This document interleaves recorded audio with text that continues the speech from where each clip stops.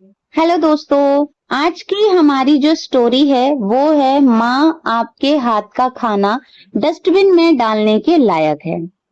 कहानी को शुरू करने से पहले मैं आप सभी से रिक्वेस्ट करूंगी कि जो लोग नए हैं मेरे चैनल पे वो लाइक कर दें वीडियो को और चैनल को सब्सक्राइब करके बेल आइकन को भी ऑन कर दीजिएगा ताकि जो भी वीडियो मैं डालूं, जो भी स्टोरी मैं डालूं उसका नोटिफिकेशन आपके पास सबसे पहले पहुंचे। तो आइए स्टार्ट करते हैं हम अपने वीडियो को।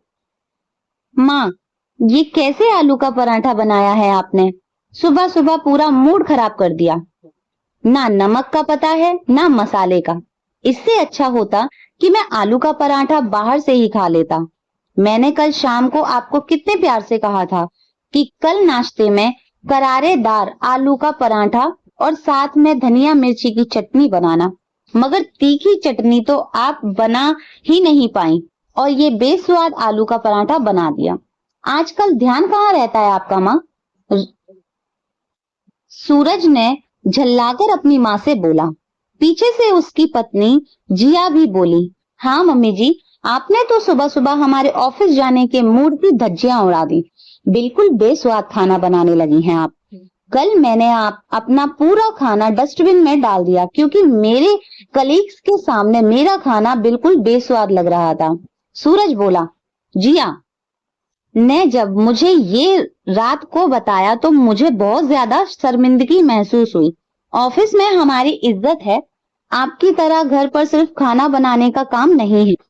हम दोनों कमाने जाते हैं तो कम से कम आप हम दोनों के लिए अच्छा खाना तो बना सकते हैं। सूरज बोला, जिया एक काम करते हैं, आज हम दोनों बाहर ही नाश्ता कर लेंगे। इतना कहकर दोनों ऑफिस के लिए निकल गए। सीमा जी उदास होकर सारे जूठे बर्तन उठाने लगी, फिर से रसोई के काम में जुट गई। ठंड का मौसम था। सीमा जी को भरी ठंड में सुबह सुबह उठकर नाश्ता बनाना पड़ता था, टिफिन भी बनाना पड़ता था।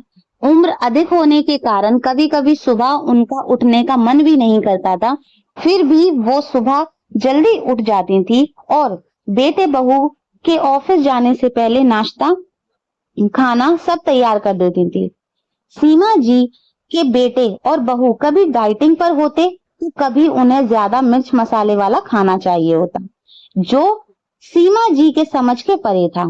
सीमा जी जब बढ़िया मसालेदार खाना बनाती तो दोनों कहते, मम्मी खाने में तेल मसाले कम डाला करो, ये हमारी सेहत के लिए अच्छा नहीं है।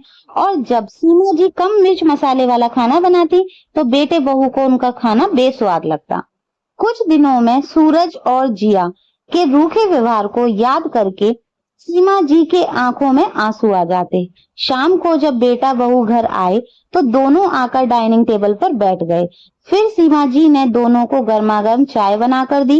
वे दोनों एक दूसरे से बातें करने में इतने मशगूल थे कि उन्हें अपनी माँ की उदासी महसूस ही नहीं हुई।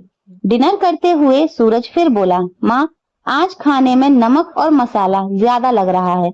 सच में लगता है आप उम्र के साथ साथ खाना बनाना भी भूलने लगी हो। इतना कहकर दोनों पति पत्नी एक दूसरे की तरफ देखकर मुस्कुराने लगे, जिसे देखकर सीमा जी को बहुत बुरा लगा। रात को सीमा जी ने एक फैसला किया कि इन दोनों को सबक सिखाना पड़ेगा। दूसरे दिन सीमा जी रजाई में 7 बजे तक सोती रही। बेटे बहू ने उठकर देखा कि आज तो ना चाय तैयार है और ना ही नाश्ता।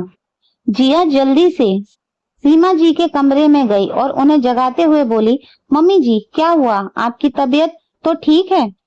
इतना कहकर जिया उनके माथे को छूने लगी। सीमा जी उसका हाथ अपने ऊपर से हटाते हुए बोली, बस बहू, ठंड थोड़ी ज्यादा लग रही है इसलिए मुझे सोने दो। जिया को टेंशन हो गई। बाहर आकर उसने सूरज से कहा, क्या जरूरत थी कल तुम्हें इतना सब कुछ बोलने की? अब देखो तुम्हारी माँ आराम से सो रही है, लगता है हमसे नाराज हो गई। अब चाय नाश्ता और लंच कौन बनाएगा? सूरज बोला, अरे यार मुझे क्या पता था ऐसा हो जाएगा, बस मेरे मुंह से निकल गया। तुम रुको, मैं माँ को मनाता हूँ। सूरज सीमा जी के कमरे में जाकर उन्हें मनाते हुए बोला, माँ क्या हुआ आपको? प्लीज मेरे लिए कुछ अच्छा सा नाश्ता बना दो ना, मेरी प्यारी माँ। आपको तो पता ही है ना कि बचपन से मैंने सिर्फ आपके हाथों का बना ही खाना खाया है, तो अब आदत सी हो गई है। सूरज की मीठी मीठी बातों से सीमा जी भली भांति परिचित थी। बचपन से ही सूरज सीमा जी को ऐसे ही मीठी मीठी बातों से बहलाता था, लेकिन इस बार सीमा जी के सम्मान को गहरी चोट पहुंची थी। बेटा बहू नौकरी करते थे, ये सोचकर उन्होंने घर की सारी जिम्मेदारी अपने कंधों पर ले ली। रोज सुबह 5 बजे उठकर काम पर लग जाना और पूरे दिन खटते रहना, उसके बाद भी मजाक का पात्र बनना अब उन्हें मंजूर नहीं था। इसीलिए उन्होंने सोच लिया कि आज से बेटे बहू का कोई काम नहीं करेगी। सीमा जी बोली, बेटा कायदे से इस घर की जिम्मेदारी तुम दोनों को संभालनी चाहिए।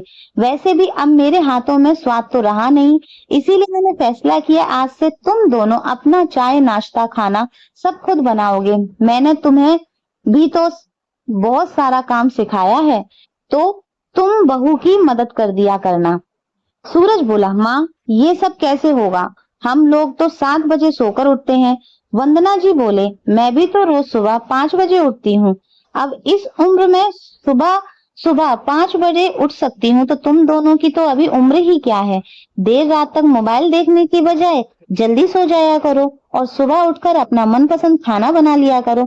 अब मुझसे इस उम्र में काम नहीं होगा, और हाँ, अगर कभी बहू को मेरी मदद चाहिए होगी तो मैं कर दिया करूंगी। बस मैंने खामखा इतने सालों की सारी जिम्मेदारियों का बोझ उठाया। मैं जानती हूँ जब मैं नहीं रहूंगी तब तुम और जिया किसी ना किसी तरह जिम्मेदारी संभाल ही लोगे, तो अभी से क्यों नहीं।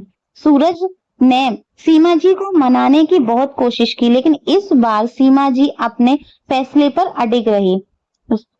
सूरज अपनी माँ के कमरे से बाहर आया तो देखा जिया ने चाय और बिस्किट डाइनिंग टेबल पर रख दिया और ऑफिस के लिए तैयार होने चली गई। चाय पड़े पड़े ठंडी हो गई थी। चाय के साथ बिस्किट खाने में उन्हें मजा नहीं आ रहा था, क्योंकि रोज उन्हें सीमा जी के हाथों के बने नाश्ते की आदत थी। बेटे बहू के ऑफिस चले जाने के बाद वंदना जी उठी और अपने लिए गर्मागर पोहे बनाए और चाय के साथ उसका आनंद लेने लगी। सूरज और जिया को आज बाहर ही लंच करना पड़ा। मिर्च मसाले वाला खाना खाकर उनका पेट इतना हेवी हो गया कि उन्हें ऑफिस में काम करने का मन ही नहीं कर रहा था। दोनों को ये चिंता सताने लगी कि आज से ना उन्हें समय पर चाय मिलेगी और ना ही रात का खाना, क्योंकि खाना भी उन्हें खुद ही बनाना पड़ेगा। सीमा जी ने दोपहर में अपने लिए दाल चावल रोटी सब्जी बनाई और खाने लगी। खाना खाते वक्त उनका मन भारी हो रहा था कि पता नहीं आज बच्चों ने कुछ खाया होगा या नहीं। पर अगर दूसरे ही पल उन्हें ख्याल आया कि मेरा खाना तो उन्हें डस्टबिन में डालना पड़ता है, फिर मैं क्यों उनके लिए इतना सोच रही हूँ। आज सीमा जी को ज्यादा काम नहीं करना पड़ा। काम खत्म करके सीधे वो अपनी सहेली के घर चली गई।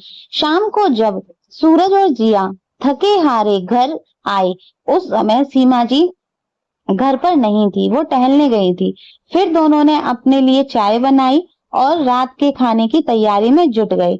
जिया को किचन में पड़ी चीजों का आइडिया नहीं था कि कहाँ क्या रखा है। उसने और सूरज ने मिलकर जैसे तैसे खाना बनाया। जब सीमा जी घर आई तो देखा बेटे बहू खाना बनाने की जद्दोजहद में लगे हुए हैं। खाना खाने वक्त दोनों ने सीमा जी को आवाज लगाई तो सीमा जी अपने कमरे से हाथ में किताब लेकर बाहर आई और बोली, लाइब्रेरी से आज ही एक नई किताब लेकर आई हूँ। मुझे नई नई किताबें पढ़ने का बहुत शौक है, लेकिन तुम दोनों की वजह से मैंने अपने सारे शौक त्याग दिए। लेकिन अब मैं रोज नई नई किताबें पढ़ूंगी। सूरज और जिया बुझे मन से एक दूसरे का मुंह देखने लगे। खाना चखते ही सीमा जी बोली, कितना बेस्वाद खाना बनाया है तुम दोनों ने, लेकिन कोई बात नहीं, मैं खा लूंगी, क्योंकि मैं जानती हूँ कि खाना कितनी मेहनत से बनता है। डस्टबिन में डालकर इसे वेस्ट नहीं करूंगी। कल तक बेटे बहू को माँ के हाथ का खाना डस्टबिन में फेंकना पड़ता था, आज खुद उनके हाथ का खाना भी डस्टबिन के लायक ही था। सूरज और जिया ने जैसे तैसे खाना खाया, क्योंकि खाना सच में बेस्वाद बना था। वे लोग अब कर भी क्या सकते थे, क्योंकि उनकी माँ ने उन्हें कदम पीछे जो कर लिया था।